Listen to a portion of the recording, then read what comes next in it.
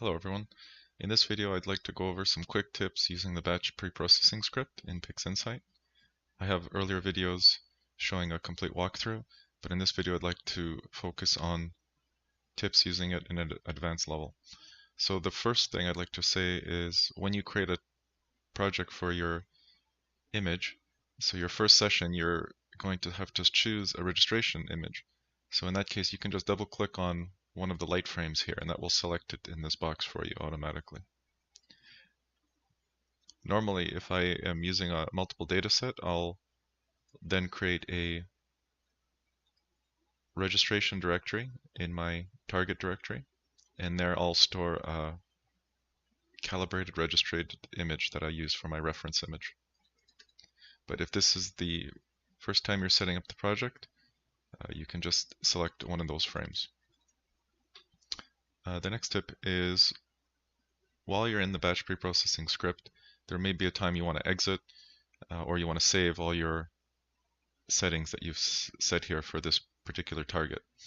You can just drag this icon to the desktop and that will be saved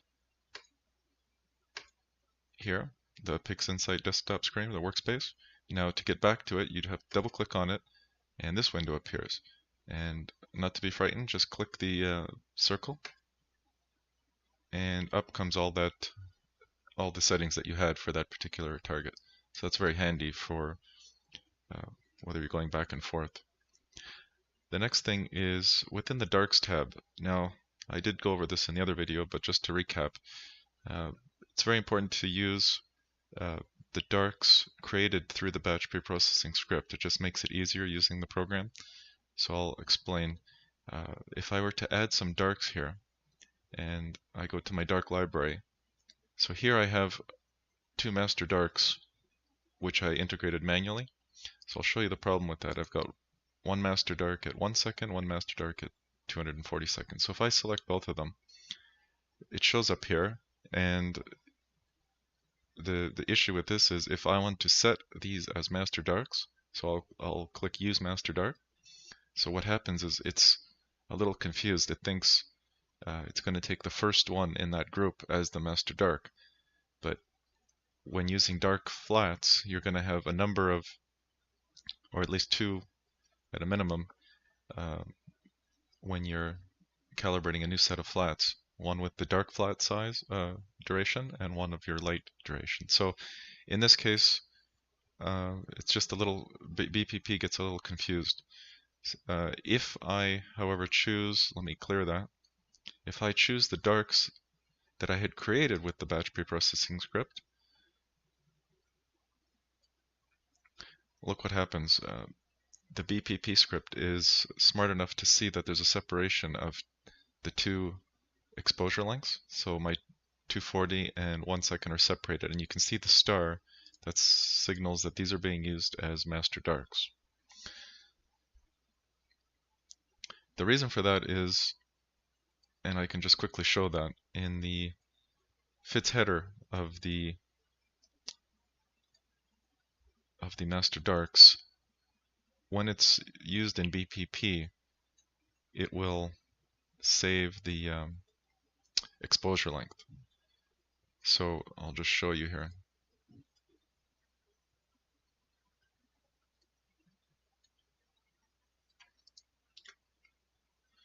Okay, so on the left I've got the master dark created with BPP, and this is the one created with manually. Now if I go into the fits header,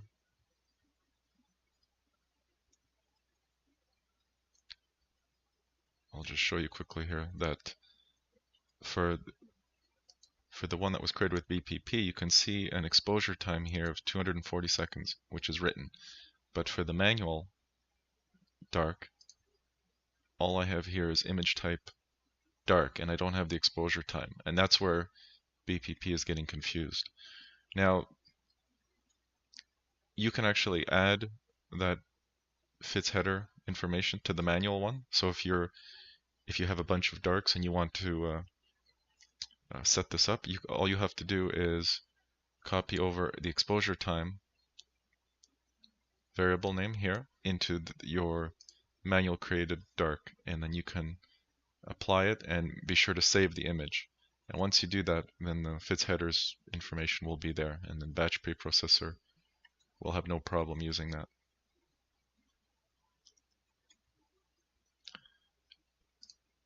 Now, there's another way to get by that, is to use the add custom field. So if I were to, let me go back to this one. So if I were to add a custom, I can actually specify exactly what I want to do here. I want to choose my manually created dark of 240, but what I need to do is I have to add a type of frame that it's a dark frame. I have to have a binning value of 1, and in this example 1, and I have to enter the exposure manually.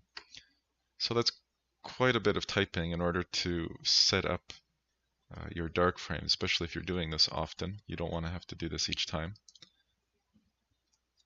So I'll take my 1 second one,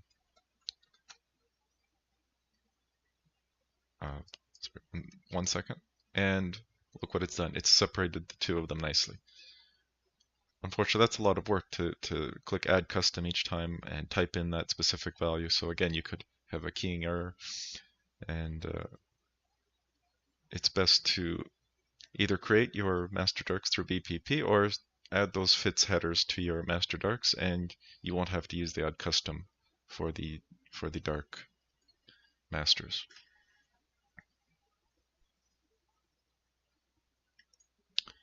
The next tip here is when you're creating your dark flat masters, this can sometimes become a little cumbersome. So I'll just show you an example here. If I add my dark subs, if I have multiple flat frames, dark frames at multiple exposure lengths. So for example, I took my hydrogen alpha at 1 second, but my S2 was at 1.5 seconds. I'm going to have a number of dark subs. So in order to add that to the batch preprocessor, I need to select my subs. So I'm just going to add a group of different dark subs at different exposure lengths. So these are at 0.5. This is just for example purposes. Okay, so this is what I want to show you. Look what's happening. It's grouping them all into this 1 second bucket. So if I add the 1.5, this is the problem. Everything's being added to this 1.5 or 1.0 second group, and you need to look at this closely and determine how to correct this. If you don't correct it, it actually won't separate these. It'll group them all into one master dark. And the reason it's doing it is because of this one little field here. It's called exposure tolerance. Okay, so depending on what this value is set at, it will group the darks together. Now, most of the time, if you're dealing with darks with around 300 seconds or longer, or long 60-second exposures, it doesn't really matter if you're 5 or 10 seconds apart.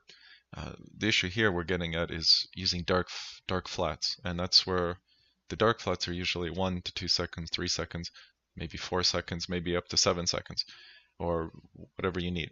Now what we want to do is separate that. So all we have to do to correct that, we're going to clear this out, and we're going to just set this to 0. All right? So, and if I just add those dark subs again, so I'm going to add the 1.5 seconds. You see it's separated by 1.5 there. And I'm going to add the half a second.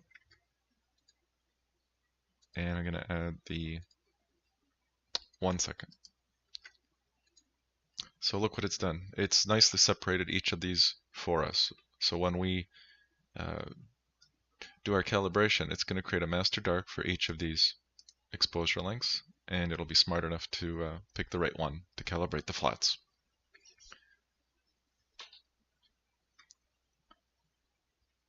So just set that exposure tolerance. The next tip is to use cosmetic correction.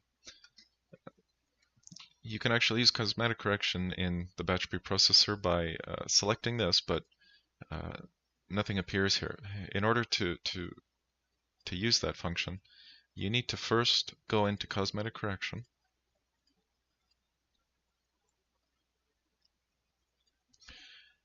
and you need to set up some of these parameters for your specific settings. So in this case, I've chosen a master dark, and I'm going to use the hot pixel threshold, and I've created some settings here, and I don't want to go into the entire cosmetic correction feature, but once you're happy with the settings that you want to use, you can drag this process icon onto the desktop, and let's just rename that just so it's clear what's happening. So I'm going to call it my CC, and if I go back to the batch preprocessor,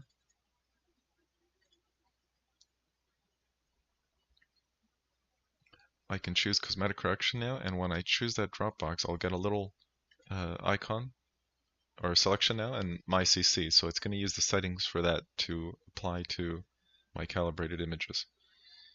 And you can read up on these floating tips here. So that's how we use cosmetic correction. And the next tool we want to use is Drizzle integration. So we can also use Drizzle integration here just by selecting this button. That's really all we need to do. And what will happen is when BPP runs, it will create these skeleton files that are used in the Drizzle process. So I'd just like to give an example of that. So I have one that I've created here for this target, and it's called PI Drizzle, and normally I just call it PI, but in this case I was separating it. We go into the registration folder, and for example, for this image, you're going to see here are my calibrated, cosmetic corrected, registered images, and these are the Drizzle files. Now it's not entirely complete yet. Even though it went through the integration process, the BPP script won't actually do the correct procedure for the Drizzle integration. You have to run the process image integration separately. So all I have to do is go into image integration and add those files. So if I go into my registered folder, I'm going to add my registered images and then add my Drizzle files. And a reminder as to that it didn't do anything is these files are very small. You see they're all 2 kilobytes or sometimes 1 kilobyte. That means that the Drizzle process actually didn't register properly. I believe BPP is meant just for setting up this data and in order to push users into using the image integration manually after. But the image integration step is fairly simple, and if you're doing multiple days, you actually need to use all the data separately in order for the Drizzle algorithm to work. So when that's complete, you'll then be able to go into the Drizzle integration and choose those files. I didn't run them here, but once these have a larger size, then the Drizzle integration will actually work. Normally this is for multiple sets of data or multiple nights of data. So that's why you'll want to use the image integration separately. The batch process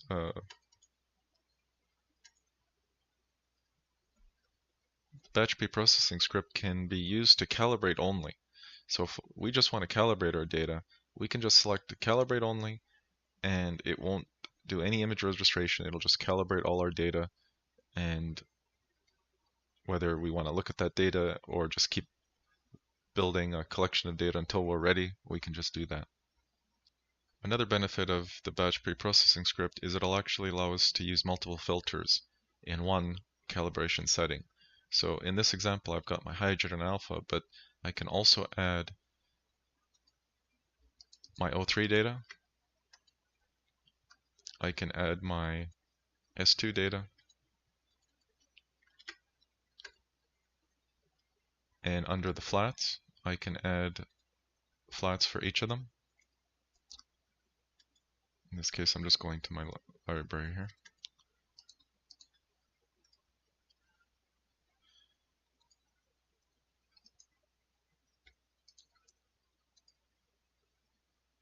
Now if I select use master flat, use master dark, now I've got all my master files ready to go. In this case, all these flats were 1 second. And all my lights are separated by filter type. So it's very handy. You can take all this data and you can use the one registrated image, and all the channels will registrate to that. So these are some of the tips on how I use the batch preprocessing script. Hope you found it useful. Thank you.